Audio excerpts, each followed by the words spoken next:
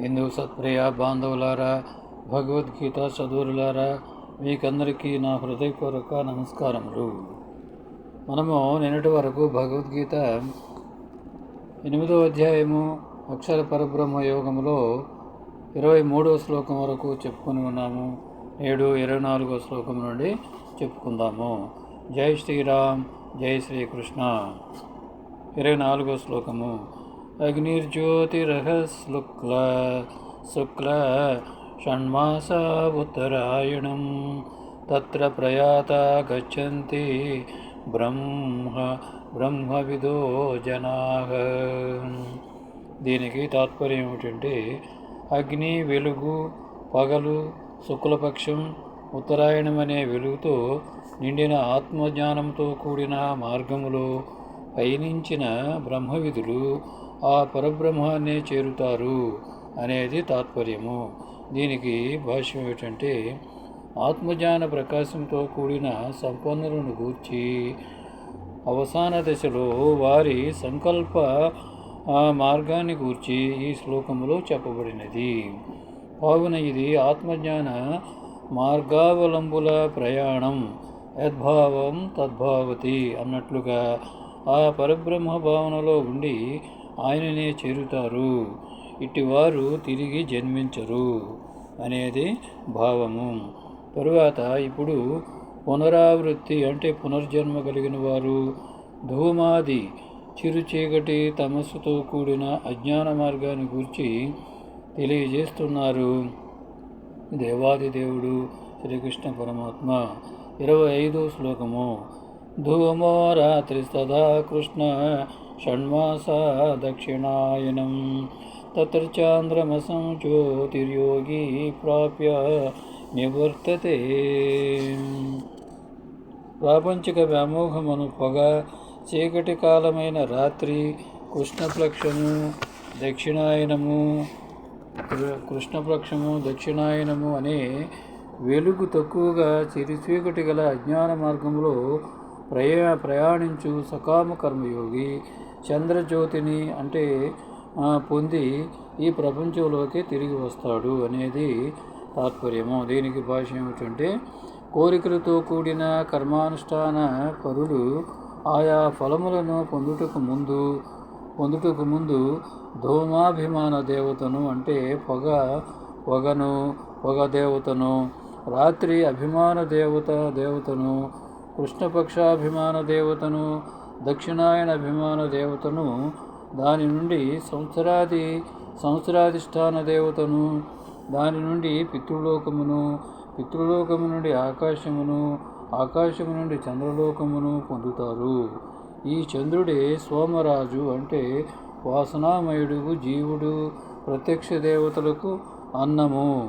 పితృలోకమున తాను చేసుకున్న సుకృతము నశించు వరకు ఉండి తిరిగి ఆ మార్గంలోనే వచ్చి భూలోకమున జన్మిస్తారు. చంద్రుని యొక్క వెన్నెలలో అమృతమున్నది. మానవులలో గల పుణ్యమనే అమృతమే ప్రత్యక్ష దేవతలైన పంచమహాభూతాలకు, సూర్యచంద్రాదులకు అన్నము. అలా కర్మయోగులలో గల సుకృతమే పితృలోకమునకు, సర్వలోకమునకు చేరుస్తుంది. ఈ సుకృతం క్షయించినాక వారి సంచిత వాసనలతో తిరిగి భూలోకములో జన్మిస్తారు. అలాగే మానవులలో పాపఫలముంటే పాపఫలానుభవమునకై సూక్ష్మ శరీరంతో అధోలోకాలలో పాపఫలానుభవం పొంది తిరిగి భూలోకంలో వారి సంచిత వాసనలతో జన్మిస్తారు అనేది భావము. పై మార్గముల గూర్చిన విషయముని విపులీకరిస్తున్నారు దేవాది దేవుడు శ్రీకృష్ణ పరమాత్మ. 26వ శ్లోకము. శుక్ల కృష్ణే గతి హేతే జగత్శాశ్వతే మతే ఏకయా యాత్య నావృత్తి మన్యయా వర్తతే పునః. అంటే ఈ ప్రపంచములో ప్రస్థాన మార్గాలు 2 రకాలు. శుక్ల మార్గము అంటే ఆత్మజ్ఞానంతో కూడిన మార్గం. కృష్ణ మార్గం అంటే అజ్ఞానంతో కూడిన సకామ కర్మ మార్గం అనే ఈ 2 ప్రయాణాలు మానవులకు జగత్తులో సదా నిత్యమైనవని ఆధ్యాత్మికంగా భావింపబడుతున్నాయి. మొదటి మార్గం వల్ల పునర్జన్మ లేదు. ఏ మార్గం వల్ల? కృష్ణ మార్గం వల్ల. మొదటి మార్గం అంటే శుక్ల మార్గం, అంటే ఆత్మజ్ఞానంతో కూడిన మార్గం వల్ల పునర్జన్మ లేదు. రెండవ దాని వల్ల పునర్జన్మ ఉన్నది, అంటే కృష్ణ మార్గం, అంటే అజ్ఞానంతో కూడిన సకామ కర్మ మార్గం, దానివల్ల పునర్జన్మ ఉన్నది. దీనికి భాష్యం ఏమిటంటే, కాలం అంటే సూర్యచంద్రులను బట్టి ఏర్పడి భూలోకంలోని కాలం వంటిది కాదని ముందు శ్లోకాలలో తెలియజేశారు. అంతఃకరణ వికాసాన్ని బట్టి, సూక్ష్మతను బట్టి ఈ భౌతిక శరీరం పోయినాక సూక్ష్మ శరీరంలో ఉండే జీవి ఈ ప్రపంచంలోకి తిరిగి రావడమో రాకపోవడమో జరుగుతున్నది. ఈ రెండు రకాల గమనాగమన సూక్ష్మ పరిణామాలను పై 3 శ్లోకాలలో గల నిగూఢ సంకేతాలు వివరిస్తున్నాయి. కేవలం పై అర్థాలు మాత్రమే గ్రహించిన ప్రపంచంలోకి తిరిగి రాని మార్గములో ఎక్కువ వెలుగు, ఆత్మజ్ఞానం ఉన్నవని, ప్రపంచంలోకి తిరిగి వచ్చే మార్గములో చీకటి, కోరిక, అజ్ఞానం ఉన్నవని స్థూలంగా తెలియజేస్తున్నాయి. ఒకటి ఆత్మజ్ఞానంతో కూడినది, పునర్జన్మ లేనిది, ఇదే దేవయానం. రెండవది నేను నాదనే అజ్ఞానం, తమస్సుతో కోరికలతో కూడినది, జన్మనిచ్చేది, ఇదే పితృయానం, మన పెద్దలు పోయిన దారి. ఇక రహస్య సంకేతాలను పరిశీలిద్దాం. ముందుగా తిరిగి రాని మార్గం అంటే ముక్తి మార్గం. అంటే ఒకటి అగ్ని, ఈ అనే ధాతువు నుండి ఏర్పడినది, వ్యక్తమైన ప్రాపంచిక విషయాలు. రెండు జ్యోతిహి, ద్యోతత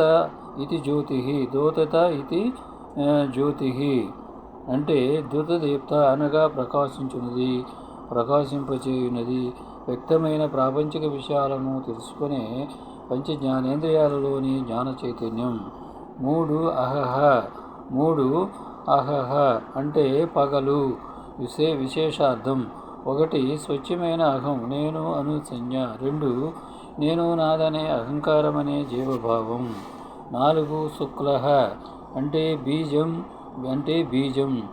కారణ శరీరంలోని వాసనలు మరియు ప్రస్తుత జన్మకు కారణమైన ప్రారబ్ధ వాసనలు. 5 షణ్మాసాః, షట్ ప్లస్ మాసాః, మానాత్ మాసాః అంటే ప్రపంచంలోని సర్వ కొలతలు, పరిమితులు అని అర్థం. షట్ అంటే సహతేహ అనగా ప్రపంచంలోని పరిమితులను సహించి అధిగమించడం అని అర్థం. 6 ఉత్తరాయణం అంటే ఉత్ ప్లస్ తర ప్లస్ ఆయణం అనగా తరించి ఉత్తమ స్థితికి ప్రయాణం, అంటే ప్రపంచంలోని వస్తువులను వ్యక్తపరిచే వెలుగు వాటికన్నా అధికమైనది, ఆ వస్తువులను గ్రహించే మానవులలో గల జ్ఞాన చైతన్యం. ఈ జ్ఞాన చైతన్యాలను ఉపయోగించుకున్నదే మానవులలోని జీవభావమైన అహంకారం. ఈ అహం ప్రపంచంలోని అన్నిటికంటే పంచ జ్ఞానేంద్రియాల కంటే ఎక్కువ శక్తివంతమైనది. మానవులలోని ఈ అహంభావానికి కారణమైన కారణ శరీరంలోని వాసనలు ఇంకా బలమైనవి. శుక్లః ఈ వాసనలే బీజం, ఈ వాసనా బీజాలు వదిలించుకుని తరించుటే ఉత్తరాయణం. కావున ఈ ప్రపంచంలోనివన్నీ పరిమితులతో కూడినవి. వీటిని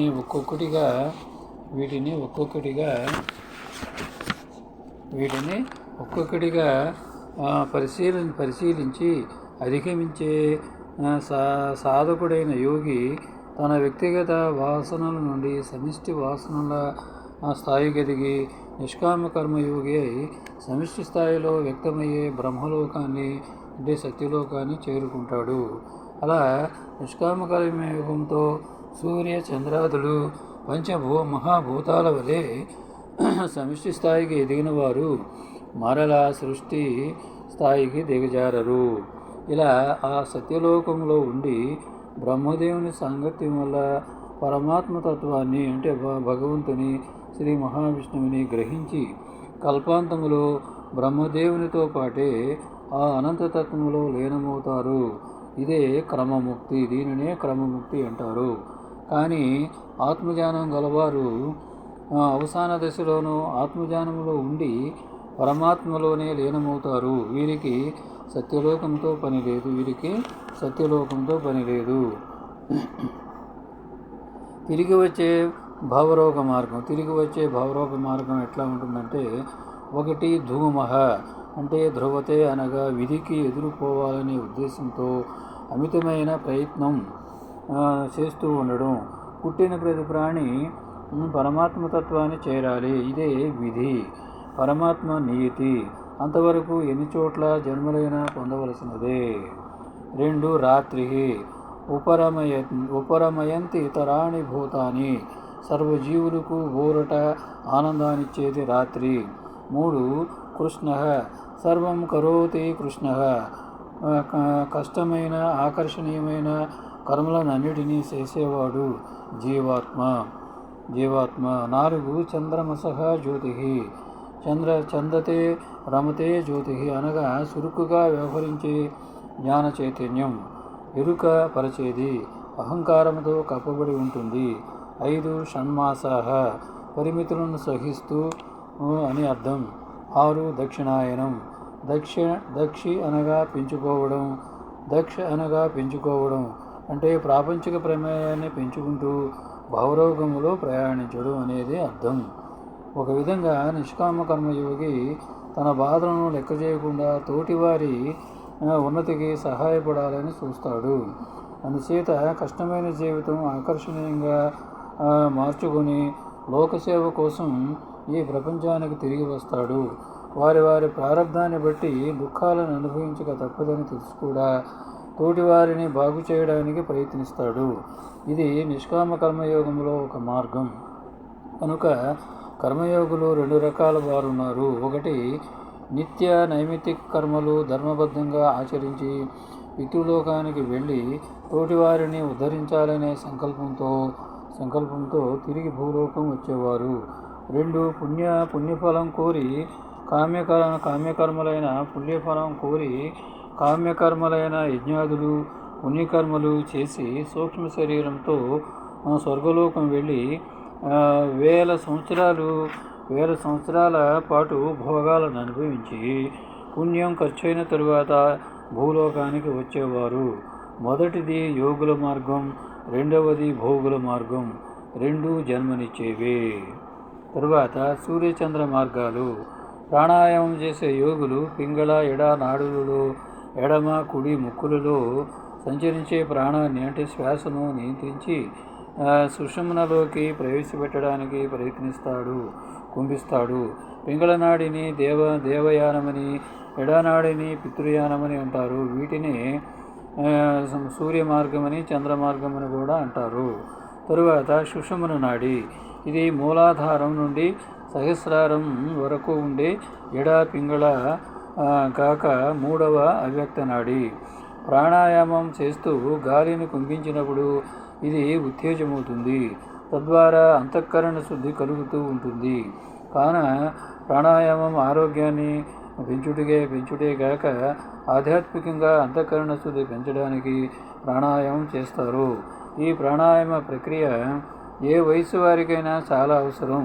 మనలోని ప్రాణశక్తి పంచప్రాణాలుగా విభజించబడి తమ కర్తవ్యాలను నెరవేరుస్తూ ఉంటాయి. అందులో ఉదాన ప్రాణం ఈ సుషుమ్న నాడి మార్గాన్ని ఆవరించి ఉంటుంది. దీనిని కుండలిని అని కూడా అంటారు. ఉదాన ప్రాణమునకు ప్రత్యేకమైన కర్తవ్యం కూడా ఉన్నట్లు ప్రశ్నోపనిషత్తులోని ఈ క్రింది శ్లోకం ద్వారా అవగతమవుతోంది. అదైకయోర్చ ఉదానః పుణ్యోన పుణ్య లోకం నయతి, పాపేన పాపం నయతి ఉభాభ్యామేవ మనుష్యలోకం అని అన్నారు. శరీరంలో ప్రాణం ఉన్నంత వరకు ఈ ఉదానం ఆధ్యాత్మికమైన ఆలోచన శక్తినిస్తుంది. అంతేకాకుండా మానవుడు శరీరాన్ని విడిచిపెట్టేటప్పుడు సూక్ష్మ శరీరంతో మనం పోవలసిన స్థానానికి భద్రంగా తీసుకుపోయే సారథి కూడా ఈ ఉదానమే. పుణ్యలోకం నైతి. పుణ్యం చేసుకుంటే పుణ్యలోకానికి పుణ్యభోగానుభవం కోసం మానవుని ఊర్ధ్వలోకాలకు నడిపిస్తుంది. పాపేన పాపం నయతి, పాపం చేస్తే పాపఫల అనుభవాలకు గాను అధోలోకాలైన నరకలోకం మొదలుగా గల 7 లోకాలకు మానవుని నడిపిస్తుంది. ఉభాభ్యామేవ మనుష్యలోకం నయతి, పుణ్య పాపాలు రెండూ చేసిన మానవుని వాటి అనుభవార్థం భూలోకానికే తీసుకువస్తుంది. ఈ భూలోకం స్థూలానుభవ లోకం. ఇది పుణ్యపాప ఫలాల అనుభవించుటకు అనువైనది. వాసనలను వదిలించుకోవడానికి పెంచుకోవడానికి అవకాశం ఇచ్చేది కూడా భూలోకమే, ఈ మానవ జన్మే. ప్రతి జీవి అంతిమ సమయంలో తాను చేసిన పాపపుణ్యాలను ఈ సుషుమ్న నాడిలోని ఉదాన ప్రాణమే జీవికి గతాన్ని అవగాహన చేస్తుంది. తద్వారా ఇక్కడే మానవుడికి